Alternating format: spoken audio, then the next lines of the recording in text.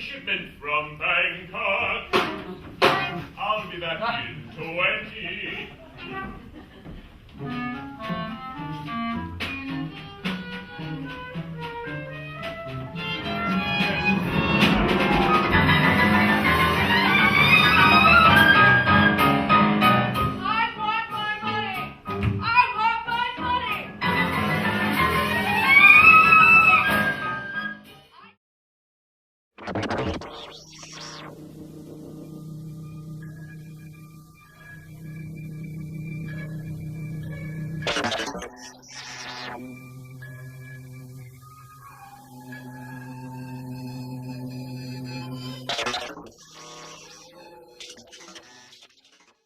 I grew up in East Stroudsburg, and there was nobody to study composition on a very high level after I finished the rudiments.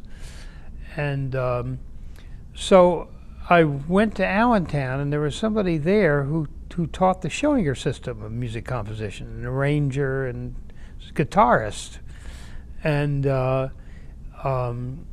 I studied with him for a couple of years, I guess, until I went through the Schillinger system. I never took the exam for some reason to become an authorized teacher, but it was one of my early exposures. And then, of course, I studied piano with a man named DeBodo, who was a very good friend of Bartók's. So, and Bartók's sister actually lived in Shawnee, which was very close to us. So I would say of course, Bach was everyone's first influence, I went through the Well-Tempered Clavier, and then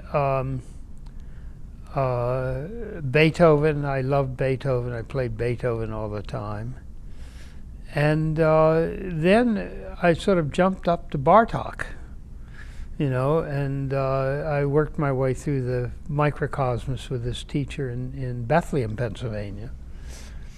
And then I went to Princeton, and I studied with Steuermann, who, of course, piano, who had been the person who conducted the first performance of Pierrot Lunaire, and who was associated with Schoenberg. All of Schoenberg's piano works are dedicated to him, as well as the piano sonata of Berg, and the piano variations of Webern, which incidentally he never played, which is very strange, but he felt Webern could have done more to help Schoenberg, during the Nazi years.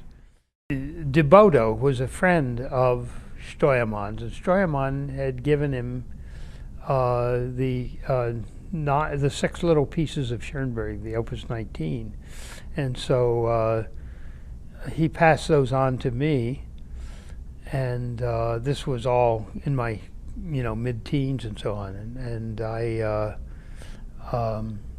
so I studied them, and I really loved them. Then Schoenberg became a major influence on me, and then I went to Princeton.